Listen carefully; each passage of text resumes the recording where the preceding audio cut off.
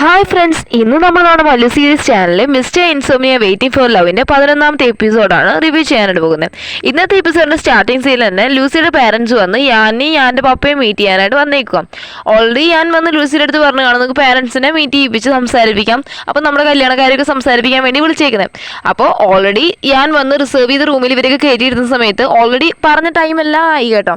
അപ്പോൾ ഇവർ ചോദിക്കുന്നുണ്ട് എന്തി എൻ്റെ പപ്പ ഇതുവരെ വന്നില്ലോ എന്ന് ചോദിക്കുന്ന സമയത്ത് ഞാൻ പറയണം നിൽക്കും ഒരു മിനിറ്റ്, ഞാൻ പപ്പയെ ഒന്ന് കോൾ ചെയ്യട്ടെ, എവിടെയാണെന്ന് ചോദിക്കട്ടെ എന്ന് പറഞ്ഞ് വിളിക്കുന്ന സമയത്ത് അവൻ്റെ പപ്പയും ഫോൺ എടുക്കത്തില്ല. ഇനി പപ്പ ഫോൺ എടുക്കാത്തതുകൊണ്ട് പപ്പയുടെ ഡ്രൈവർ വിളിച്ചാൽ ഡ്രൈവറും ഫോൺ എടുക്കത്തില്ല.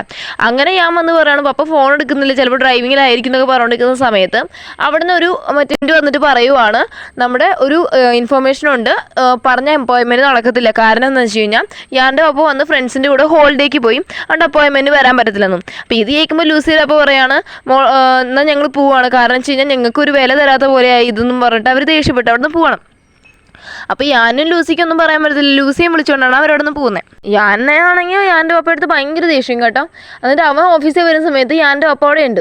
അപ്പോൾ ഞാൻ വന്ന് പപ്പയോട് ചോദിക്കുകയാണോ പപ്പ എന്ത് പരിപാടിയാണ് കാണിച്ചേ, ഒരു അപ്പോയിൻമെൻറ്റ് വെച്ചിട്ട് ഇങ്ങനെയാണോ പെരുമാറണേന്ന് ചോദിക്കുകയാണ്. അപ്പോൾ എൻ്റെ പപ്പ പറയാണ് അതെ അവരൊക്കെ ഇച്ചിരി തരം താഴ്ന്ന സ്വഭാവക്കാർ, അവരുടെ അടുത്തൊന്നും ഞാൻ എൻ്റെ ടൈം കളഞ്ഞ് വന്നിരുന്ന് സംസാരിക്കേണ്ട കാര്യമൊന്നുമില്ലെന്ന് പറയുന്ന സമയത്ത് ഞാൻ ചോദിക്കുക എന്താ അപ്പോൾ ഇങ്ങനെയൊക്കെ സംസാരിക്കുന്നത്.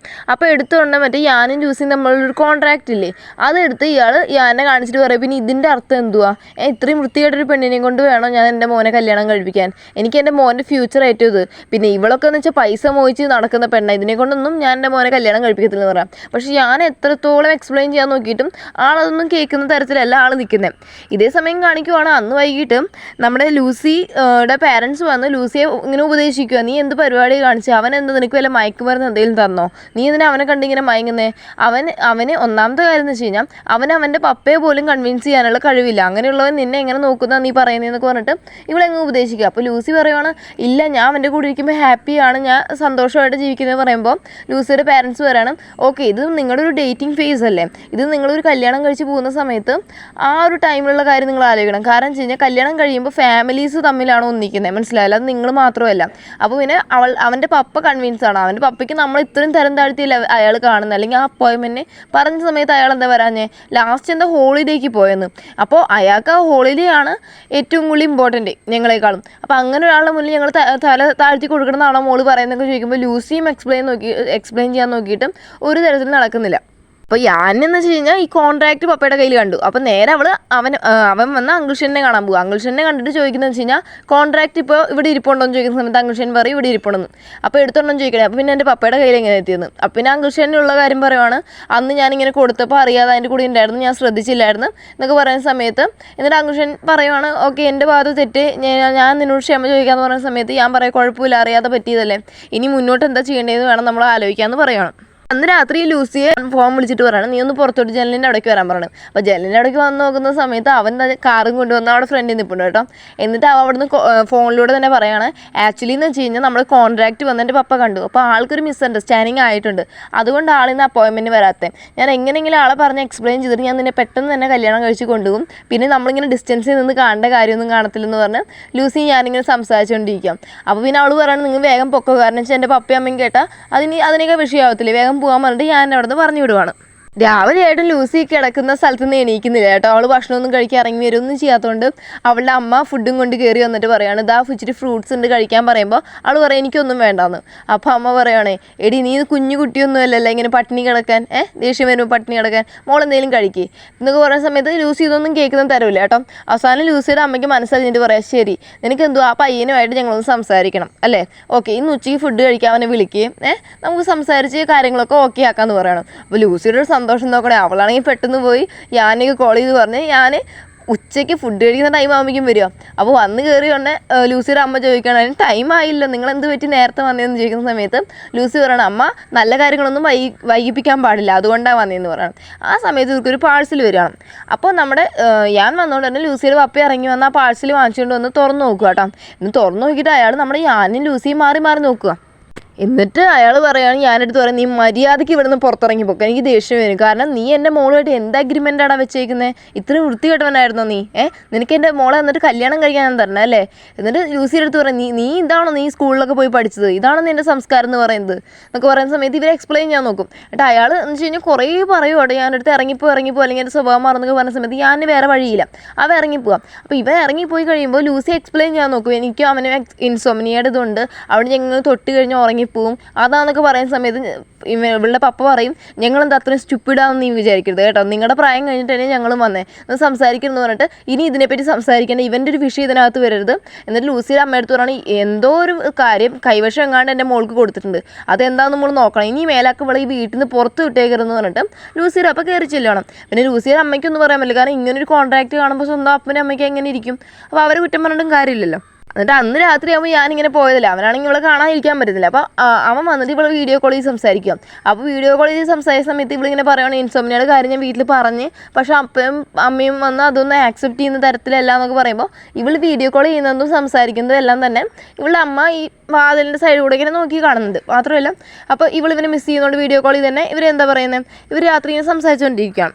അത് കഴിഞ്ഞ് പിറ്റേന്ന് കാണിക്കുവാണ്, രാവിലെ ഇവൾ വന്നിട്ട് ബ്രേക്ക്ഫാസ്റ്റ് വാങ്ങാനെന്നും പറഞ്ഞിട്ട് അവിടെ നിന്ന് നൈസിന് ആരും കാണാതെ പോകുന്ന സമയത്ത് കറക്റ്റ് ലൂസിയുടെ ഒപ്പം പിടിക്കുന്നിട്ട് പറയും, മോളെ നീ എന്തിനാ പോകുന്നതെന്ന് ചോദിക്കുക. അപ്പോൾ പറയും ബ്രേക്ക്ഫാസ്റ്റ് വാങ്ങാൻ പോകാമെന്ന്. അപ്പോൾ ഇയാൾ പറയും, വേണ്ട നിനക്ക് താണ്ടി നിറച്ച് ഫുഡ് ഞങ്ങൾ ഉണ്ടാക്കി വെച്ചിട്ട് ഇവിടെ ഇരുന്ന് കഴിക്കാൻ പറയണം. എന്നിട്ട് ഫുഡ് കഴിക്കുന്ന സമയത്ത് ഇയാൾ പറയുകയാണ്, മോളെ ഇപ്പോൾ ചെറുപ്പം പെൺപിള്ളേരൊക്കെ വഴിതെറ്റിക്കാൻ വേണ്ടി കുറേ പേര് നടക്കുന്നുണ്ട്, അവനും അതുപോലെ ഒരാളാണ്, മനസ്സിലായോ? നീ അവൻ്റെ ഇതൊന്നും കണ്ട് മയങ്ങാൻ നിൽക്കരുത്, നിനക്ക് എന്തോ ഒരു സാധനം അവൻ കലക്കി തന്നോണ്ട് നീ ഇങ്ങനെയൊക്കെ പറയുന്നതെന്നൊക്കെ പറയുന്ന സമയത്ത് ലൂസി വരും. അപ്പോൾ അങ്ങനെയല്ല എന്ന് പറയുന്ന സമയത്ത് ലൂസിയുടെ അപ്പോൾ അപ്പോഴും ഒന്നും കേൾക്കാതെ തയ്യാറാവുന്നൊന്നുമില്ല. ഫുഡ് കഴിക്കും മോളെ, നിനക്കിപ്പോൾ മനസ്സിലാവില്ല, കുറച്ച് ദിവസം കഴിയുമ്പോൾ ഓക്കെ ആവും എന്നൊക്കെ പറഞ്ഞിട്ട് അയാൾ അങ്ങനെ മോളെ ആശ്വസിപ്പിക്കുവാണ്. ഇതേ സമയം പ്രൊഫസർ ലിയെ കാണിക്കുവാണ്. പ്രൊഫസർ ലിയെ വിളിച്ച് ചോദിക്കുവാണ്, ഇപ്പോൾ ഒരു പക്ഷേ രണ്ടുപേർക്ക് ഇങ്ങനെ ഇൻസോംനിയ, ഇപ്പോൾ നമ്മുടെ ഈ ആൻറ്റി ലൂസിയുടെയും കേസ് എടുക്കുവാണെങ്കിൽ അവർക്ക് ഈ സ്വപ്നങ്ങൾ ഓവർലാപ്പ് ആവുന്നുണ്ടല്ലോ. അപ്പോൾ അത് വന്ന് എന്താണെന്ന് ചോദിക്കുന്ന സമയത്ത് അപ്പുറത്തുനിന്ന് ആ ഒരാൾ പറയുവാണ്, അത് അങ്ങനെ ഒരാൾ സിറ്റുവേഷൻ ഉണ്ട്, ഇൻസോംനിയ നല്ല ലെവലിൽ എത്തുന്ന സമയത്ത് ഇങ്ങനൊരു കണ്ടീഷൻ ആണെങ്കിൽ അങ്ങനെ ഒരാളെ ചാൻസ് ഉണ്ടെന്നൊക്കെ പറഞ്ഞിട്ട് ഇവർ സംസാരിച്ചിട്ട് ഫോൺ വയ്ക്കുവാണ്. ഈ സമയത്ത് ഞാൻ അങ്ങോട്ട് വരുവാണ്, വേറെ ഒന്നുമില്ല, അന്ന് സത്യം പറഞ്ഞാൽ ലൂസിക്കും ഞാനും നമ്മുടെ പ്രൊഫസർ ലിയുടെ അടുത്ത് അപ്പോയിൻമെൻറ്റ് ഉണ്ട്, അതുകൊണ്ടാണ് രാവിലെ തന്നെ ലൂസി അവിടെ നിന്ന് ആ വീട്ടിൽ നിന്ന് ചാടാൻ നോക്കി, പക്ഷെ നടന്നില്ലല്ലോ. അപ്പോൾ ഞാൻ പറയുകയാണ്, ലൂസിക്ക് ഇച്ചിരി പ്രശ്നമാണ്, അവൾക്ക് ഇച്ചിരി പ്രോബ്ലംസ് ഉള്ളതുകൊണ്ട് അവൾ അതിൽ നിൽക്കുവാണ്, അവൾക്ക് വരാൻ പറ്റുന്നത് തൽക്കാലം ഞാൻ മതിയെന്ന് ചോദിക്കുന്ന സമയത്ത് പ്രൊഫസർ ലീ പറയുകയാണ്, രണ്ടുപേരും കൂടി ഉണ്ടായിരുന്നെങ്കിൽ ഇച്ചിരി കൊണ്ട് ഞങ്ങൾ റിസർച്ച് ഇച്ചിരി ഫാസ്റ്റായി പോകുമായിരുന്നു, ഇപ്പോൾ എന്തായാലും വേറെ വഴിയില്ലെന്ന് പറഞ്ഞിട്ട് ഇവൻ്റെ അടുത്ത് കുറേ ക്വസ്റ്റ്യൻസ് ഒക്കെ ചോദിക്കുകയാണ്. എന്നിട്ട് ഓഫീസിൽ കാണിക്കുവാണ്, നമ്മുടെ ലൂസിയുടെ പപ്പ വന്നിട്ട് ഓൾറെഡി അഗ്രിമെൻറ്റിൽ കണ്ടു കാണുമല്ലോ, ഇവൾക്ക് വന്ന് ഇത്രയും പൈസ കൊടുക്കാനുണ്ടെന്നുള്ള കാര്യം കണ്ടു കാണും. അപ്പോൾ അതിൽ കുറച്ചെങ്കിലും അയാളുടെ അക്കൗണ്ടിൽ ഇച്ചിരി സേവിങ്സ് ഉണ്ട്, അത് കൊണ്ടുപോയി കൊടുക്കാമെന്ന് പറഞ്ഞ അയാൾ വരുന്ന സമയത്ത് ഇയാൾക്ക് അപ്പോയിൻമെൻ്റ് ഇല്ലോ, അതുകൊണ്ട് ആദ്യം അവിടെയുള്ള മറ്റ് റിസപ്ഷനിസ്റ്റ് ഒന്നും കടത്തി വിടത്തില്ല. പക്ഷേ ലൂസിയുടെ പപ്പയെന്ന് പറയുന്നത് നമ്മുടെ സ്പെഷ്യൽ അസിസ്റ്റൻറ്റ് കേട്ടിട്ട് അയാളെ കൊണ്ടുപോയിട്ട് ഇരിക്കുകയാണ്. ആ സമയത്ത് നമ്മുടെ ഒരു കഷ്ടകാലത്തിൽ നോക്കണം, ഞാനാണെങ്കിൽ ആ സമയത്ത് മീറ്റിങ്ങാണ്. അപ്പോൾ അയാൾ ഇതായിട്ട് സംസാരിച്ചുകൊണ്ട് ഈ സമയത്ത് അങ്ങോട്ട് ഹ്യൂമാൻസ് ആ ഒരു ഓഫീസിലേക്ക് വരാം. അപ്പോൾ നമ്മുടെ സ്പെഷ്യൽ അസിസ്റ്റൻറ്റ് ചോദിക്കുന്നത് ആരാന്ന് ചോദിക്കുന്ന സമയത്ത് ലൂസിയുടെ പപ്പയാന്ന് പറയുന്ന സമയത്ത് ഇവൾ വേഗം സ്പെഷ്യൽ അസിസ്റ്റൻറ്റിന് കോഫി ഉണ്ടാക്കണം എന്ന് പറഞ്ഞിട്ട് അവനെ പറഞ്ഞിട്ട്, പക്ഷേ സ്പെഷ്യൽ അസിസ്റ്റൻറ്റിന് അറിയാം ഹ്യൂമാൻസി എന്തെങ്കിലും പ്രശ്നം ഉണ്ടാക്കുന്നു, അതുകൊണ്ട് അവൻ വേഗം ചെന്നിട്ട് നമ്മുടെ ജൂണിൻ്റെ അടുത്ത് പറയും, നീ കോഫി ഉണ്ടാക്കിയിട്ടോ, ഞാൻ പെട്ടെന്ന് വിട്ടല്ലെങ്കിൽ പ്രശ്നമാകുന്നു. ഹ്യൂമാൻസി പറയണം, നമ്മുടെ ലൂസിയുടെ അപ്പം എടുത്ത് പറയണം, ഞാൻ അവൻ്റെ ഫിനാൻസിയാന്ന് പറഞ്ഞിട്ട് എന്തൊക്കെയോ കാര്യങ്ങൾ പറഞ്ഞിട്ടുണ്ട് കേട്ടോ. അപ്പോൾ നമ്മുടെ ലൂസിയുടെ അപ്പം നല്ല കലിപ്പിലാണ് തിരിച്ച് നമ്മുടെ സ്പെഷ്യൽ അസിസ്റ്റൻറ്റ് ചെല്ലും. എന്നിട്ട് ആ കാർഡ് കൊടുത്തിട്ട് പറയാണ്, എൻ്റെ മോള് കൊടുക്കാനുള്ള പൈസയിൽ ഒരു കുറച്ച് എമൗണ്ട് ഉണ്ട്, ബാക്കി ഞാൻ എങ്ങനെയും പേ ചെയ്തോളാം, ഇത് അവൻ്റെ അടുത്ത് കൊടുത്തേക്ക്, പിന്നെ എൻ്റെ മോളെ കാണാൻ വരരുതെന്ന് പ്രത്യേകം പറഞ്ഞേക്കണം, ഇനി അവനെ കാണേ വേണ്ടെന്ന് പറഞ്ഞിട്ട് ഇയാൾ ഇറങ്ങിപ്പോകണം. അപ്പോൾ സ്പെഷ്യൽ അസിസ്റ്റൻറ്റ് പാവും, അവൻ ഓടിപ്പടഞ്ഞ് എത്താൻ നോക്കിയിട്ടും കാര്യം നടന്നില്ല. ഹ്യൂമാൻസി എന്തുമായാലും അതിനിടയിൽ ഇച്ചിരിയും കൂടി എന്താ പറയുന്നത് എരുതിയിൽ എണ്ണ ഒഴിക്കുന്ന കാര്യം ചെയ്തിട്ടാണ് ഹ്യൂമാൻസി പോയേക്കുന്നത്. ഇനി ഇതെല്ലാം അറിഞ്ഞിട്ട് ഞാൻ വന്നിട്ട് അവൾക്ക് വോയിസ് ഇടുവാണേ, നമ്മുടെ ലൂസിക്ക് വോയിസ് ഇടുവാണ്, ഞാൻ നിന്നെ കാണാൻ വരുന്നു, നിൻ്റെ പപ്പ വന്നിട്ട് ഇച്ചിരി മിസ്അണ്ടർസ്റ്റാൻഡിങ് ആയിട്ടുണ്ടെന്ന് പറഞ്ഞിട്ട് നിൽക്കുന്ന സമയത്ത് ഈ വോയിസ് കേട്ടിട്ട് ലൂസിയുടെ പപ്പയും അമ്മയും ഓടി വന്ന് അവളുടെ കയ്യിൽ നിന്ന് ഫോൺ വാങ്ങിച്ചു വെച്ചിട്ട് തിരിച്ച് നമ്മുടെ ഞാൻ ലൂസിയുടെ പപ്പ വോയിസ് ഇടുവാണ്, നീ ഇങ്ങോട്ടെങ്ങാനും വന്നാൽ നിൻ്റെ കാല് ഞാൻ തല്ലി ഓടിക്കും, മര്യാദയ്ക്ക് വരരുതെന്ന്. എന്നിട്ട് കാണിക്കുവാണ്, അന്ന് രാത്രിയാകുമ്പോൾ നമുക്കറിയാമല്ലോ ഇവർക്ക് രണ്ടുപേർക്ക് ഇൻസോമിനിയുടെ അസുഖം കൊണ്ട് ഉറങ്ങാൻ പറ്റത്തില്ല. അപ്പോൾ ഞാൻ വേറെ വഴിയില്ലാത്തതുകൊണ്ട് അവർ 2-3 ബനാന ഒരെണ്ണമല്ല 2-3 എടുത്ത് കഴിച്ചിട്ട് വെള്ളം കുടിക്കുകയാണ്. ഇതേ സമയം നമ്മുടെ ലൂസി ആണെങ്കിൽ ഇവൾക്ക് ഉറക്കം വരാത്തതുകൊണ്ട് കുറച്ച് ആൽക്കഹോളൊക്കെ എടുത്തിട്ട് ആരും അറിയാതെ കുടിച്ചിട്ട് വന്ന് കിടക്കുവാണ്. അപ്പോൾ എന്ന് വെച്ച് കഴിഞ്ഞാൽ അതിന് ഞാൻ എന്നുവെച്ചാൽ ലൂസി അവിടെ അടുത്ത് എന്നുള്ള ഒരു ഇമാജിനേഷനിൽ അവൻ ഉറങ്ങിപ്പോവാണ്, ലൂസി ഉറങ്ങിപ്പോവാണ്. പക്ഷേ ഉറങ്ങിക്കഴിഞ്ഞാൽ നമുക്ക് അറിയാമല്ലോ ഇവർ ഇങ്ങനെ ബനാന എടുത്ത് ഉറങ്ങിയാലും ശരി, ആൽക്കഹോൾ കുടിച്ചിട്ട് ഉറങ്ങിയാലും ശരി, അവർക്കൊരു ദുസ്വപ്നം പോലെ വരത്തില്ലേ, ആ ദുസ്വപ്നം സെയിമാ മറ്റേ വെള്ളത്തിൽ മുങ്ങിപ്പോയി പോയതും പാവയുടെ എല്ലാം ഉള്ളത് നമ്മൾ ഞാൻ ലൂസി ഒരുമിച്ച് സ്വപ്നം കണ്ട് ഞെട്ടിനിക്കുക. അപ്പോൾ അവർക്ക് അന്ന് രാത്രി ഉറങ്ങാൻ പറ്റിയില്ല.